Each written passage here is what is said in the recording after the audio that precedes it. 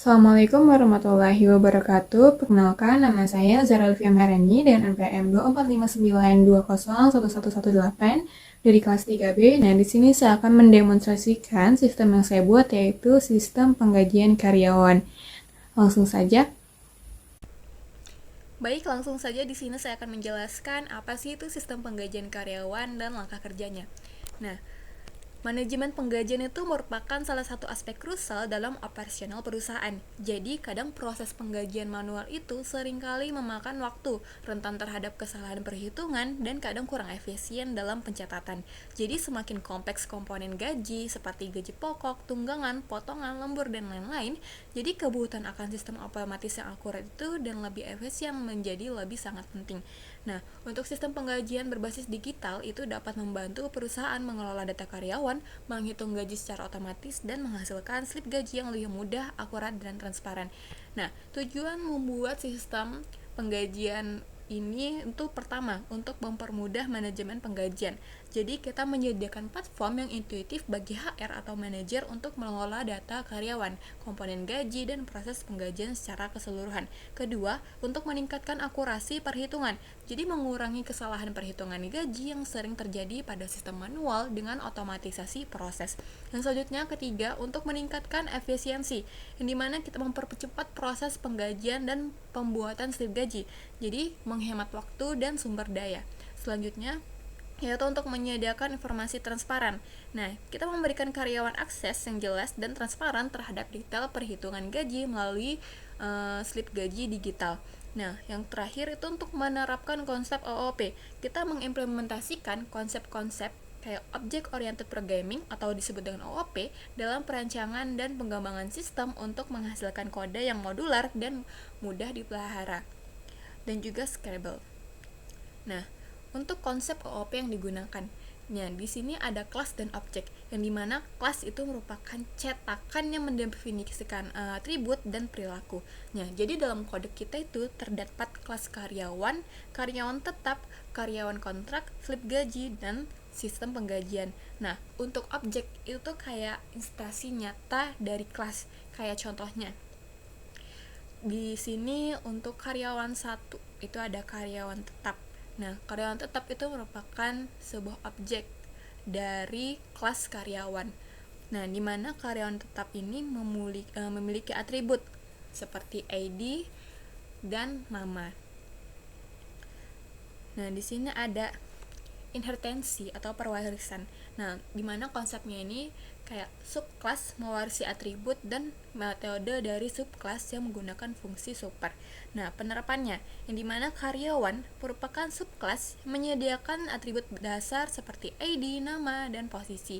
Nah, untuk karyawan tetap dan karyawan kontrak itu merupakan subclass yang mewarisi fungsi init dari karyawan. Namun kayak kita menambahkan atribut yang spesifik kayak seperti tunjangan atau bonus. Yang selanjutnya ada encapsulation. Nah, dimana itu encapsulasi yang konsepnya untuk melindungi data sensitif agar tidak bisa diakses langsung dari luar kelas. Kayak dalam Python ini tandai dengan penggunaan double underscore. Jadi penerapannya itu kayak untuk private attribute, variabelnya seperti self, 2 underscore, atau double underscore gaji. Jadi kayak double underscore tuh tadi kan data yang sensitif. Jadi ini merupakan data private yang nggak bisa diakses langsung sebagai objek dari gajinya. Nah, untuk properti dekorator ini menggunakan properti misalnya def gaji underscore pokok self. Nah, itu untuk memberikan akses secara baca secara aman tanpa perlu fungsi getter melalui manual seperti get underscore gaji underscore pokok. Untuk polymorphism, nah di sini untuk konsepnya tuh kayak banyak bentuk. Jadi dari banyak bentuk ini itu merupakan kemampuan subclass untuk mengubah perilaku metode yang diwarisi dari induknya, kayak disebut dengan method overriding. Nah, penerapannya metode hitung underscore tunjangan, yang dimana itu merupakan yang ada di dalam kelas karyawan itu mengembalikan 0,0. Nah, overriding di kelas karyawan tetap. Jadi metode ini tuh diubah untuk mengembalikan nilai tunjangan jabatan, sedangkan di karyawan kontrak mengembalikan bonus proyek. Seperti ini ya. Ada tunjangan dan bonus proyek. Nah, jadi kayak hasilnya itu kalau saat slip gaji memanggil karyawan, dia langsung menghitung tunjangan. Jadi sistem secara otomatis itu menjalankan logika yang benar sesuai jenis karyawannya, kayak tanpa perlu dicek manual. Nah, di sini ada kelas diagram, yang dimana kelas diagram ini terdiri dari 5 kelas utama. Yang pertama itu ada kelas karyawan, ada kelas karyawan tetap, karyawan kontrak, slip gaji, dan sistem penggajian. Nah, untuk kelas karyawan. Nah, yang dimana kelas karyawan itu merupakan kelas utama yang menyimpan data dasar dari semua karyawan. Yang dalamnya ada atribut seperti ID karyawan, nama, posisi, gaji pokok, dan status aktifnya. Nah, selanjutnya, kayak sebagian besar atribut itu dibuat private. Nah, pakai tanda double underscore seperti ini. Nah, itu supaya nggak bisa dirubah sembarangan dari luar. Jadi ini tuh disebut dengan encapsulation. Nah, selanjutnya kelas ini juga punya beberapa fungsi seperti mengambil data karyawan, nama, posisi, gaji pokoknya, lalu menghitung potongan gaji yang biasanya 5% dan juga untuk menghitung tunjangan di mana defaultnya adalah 0. Nah, lalu selain itu juga ada metode untuk menampilkan data karyawan dalam bentuk teks. Nah, selanjutnya ada kelas karyawan tetap. Nah, untuk kelas karyawan tetap ini turunan dari karyawan sebelumnya. Jadi, artinya dia mewarisi semua sifat yang ada di karyawan sebelumnya. Nah, bedanya karyawan tuh kayak tetap punya tunjangan tambahan kan. Nah, tapi di kelas ini tuh ditambahkan atribut tunjangan seperti ini. Dan metode untuk menghitung tunjangan ini dirubah menjadi override supaya mengembalikan nilai tunjangan tersebut. Yang ketiga ada kelas karyawan kontrak. Nah, kelas ini juga turunan dari karyawan yang sebelumnya. Tapi ini sedikit beda. Kalau misalkan karyawan tetap punya tunjangan, nah karyawan kontrak ini punya bonus. Jadi atributnya adalah bonus. Nah, untuk metodenya itu hitung tunjangan. Nah, itu akan mengembalikan bonusnya. Yang ini merupakan konsep polymorphism karena metode yang sama bisa punya isi yang berbeda. Nah, yang keempat ada kelas slip gaji. Nah, untuk kelas slip gaji ini digunakan untuk membuat dan menyimpan slip gaji karyawan. Nah, di dalamnya ini ada atribut ID slip, ID slip, data karyawan, gaji, tunjangan, potongan, lalu ada periode dan status. Nah, kalau misalkan kelas ini juga bisa menghitung gaji bersih, kayak gaji ditambah tunjangan dikurang potongan. Untuk memproses pembayaran, itu mengubah status. Nah, dan terakhir itu menampilkan detail slip gajinya. Jadi hubungannya dengan karyawan itu kayak satu karyawan bisa punya banyak slip gaji. Nah, kelima itu ada kelas sistem penggajian. Nah, ini merupakan bagian utama yang mengatur semuanya. Jadi kelas ini menyimpan daftar karyawan dan daftar slip gaji. Nah, gimana fungsinya itu kayak untuk menambah karyawan, membuat slip gaji, dan memproses pembayaran, juga serta menampilkan data. Jadi bisa dibilang tuh ini adalah otak dari sistem ini. Nah, ini untuk relasi antar kelasnya. Nah, karyawan itu mempunyai banyak slip gaji. Nah, sistem penggajian itu mengelola banyak karyawan dan slip gaji. Kalau karyawan tetap dan karyawan kontrak itu merupakan turunan dari karyawan. Nah, jadi untuk kesimpulan singkatnya, jadi sistem ini dibuat dengan konsep OOP yang sebelumnya, di mana ada encapsulation, itu data dibuat menjadi private, lalu ada inherency, ada turunan karyawan, dan ada polymorphism, itu merupakan metode tunjangan beberapa tiap jenis karyawan, dan association, hubungan antar kelas. Nah, selanjutnya itu implementasi kode, dimana ini ada kelas karyawan. Sudah jelaskan tadi, kelas karyawan itu merupakan superclass atau parent class dari semua kelas karyawan yang ada. Nah, yang dimana kelas karyawan ini tuh menyimpan data dasar karyawan seperti ID, nama, posisi, dan gaji pokok. Nah, jadi semua atribut penting itu dibuat private menggunakan double underscore untuk menjaga keamanan data encapsulation, dan hanya bisa diakses melalui metode seperti get nama atau get posisi. Nah, kelas ini juga memiliki properti gaji pokok. Gaji bisa diakses seperti atribut biasa, serta metode untuk hitung tunjangan yang secara default bernilai 0. Nah, untuk hitung potongan itu sebesar 5% dari gaji sebelumnya. Untuk metodenya, double underscore str digunakan untuk menampilkan informasi karyawan dalam bentuk teks. Nah, di sini kita mengambil ID karyawan, nama karyawan, dan posisi karyawan. Nah, posisi ini seperti kayak posisi pekerjaan ya. Nah, di sini selanjutnya ada kelas karyawan tetap dan karyawan kontrak. Nah, jadi kayak dua ini tuh merupakan turunan dari turunan dari sebelumnya. Nah, di mana karyawan tetap itu memiliki atribut tambahan berupa tunjangan jabatan. Nah, sedangkan karyawan kontrak memiliki bonus proyek. Jadi, keduanya ini melakukan override pada metode hitung tunjangan. Jadi, sehingga walaupun nama metodenya sama, hasilnya itu berbeda.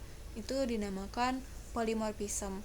Nah, karyawan tetap mendapatkan tunjangan jabatan, sedangkan karyawan kontrak mendapatkan bonus proyek. Nah, ini tuh membuat sistem fleksibel, kayak nggak perlu ngubah kelas induknya.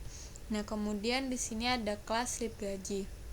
Nah, untuk kelas slip gaji ini berfungsi untuk menghitung dan menyimpan hasil penggajian setiap karyawan. Nah, untuk kelas ini tuh menerima objek karyawan sebagai parameter, lalu kayak secara otomatis tuh ngambil data gaji pokok, tunjangan, potongan dari objek tersebut. Nah, jadi dengan demikian slip gaji itu nggak ngitung sendiri, tetapi manfaatin metode dari kelas karyawan. Nah, ini untuk mengambil kelas karyawan. Jadi, slip gaji itu nggak menghitung sendiri, tapi memanfaatkan metode dari kelas karyawan atau yang disebut dengan association. Jadi, dari data tersebut dihitung gaji bersih dengan rumus gaji plus ditambah tunjangan lalu dikurang potongan.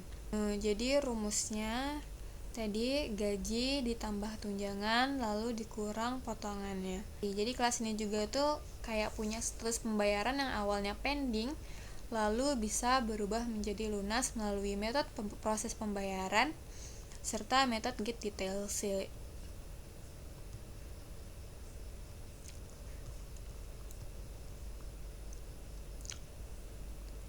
Untuk ngambil data dalam bentuk directory. Terakhir ada kelas sistem penggajian. Nah, ini tuh perannya sebagai pengelola utama atau sebagai controllernya. Jadi dia tuh ngatur seluruh proses.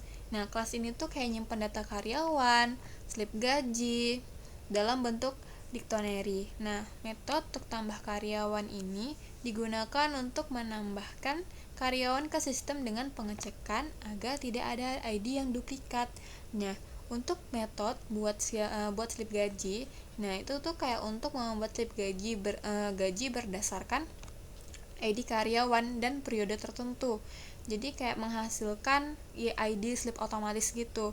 Nah, untuk metode slip bayar slip gaji, nah ini tuh digunakan untuk kayak meroses pembayaran slip. Nah, terus tuh kita menampilkan data. Nah, ini juga digunakan untuk menampilkan data karyawan maupun slip gajinya. Jadi dalam simulasi program, jadi sistem pertama kali diinisialisasi, kemudian dibuat dua objek karyawan, yaitu karyawan tetap dan karyawan kontrak. Nah, kedua karyawan tersebut lalu ditambahkan ke dalam sistem, lalu dibuat slip gaji untuk periode tertentu.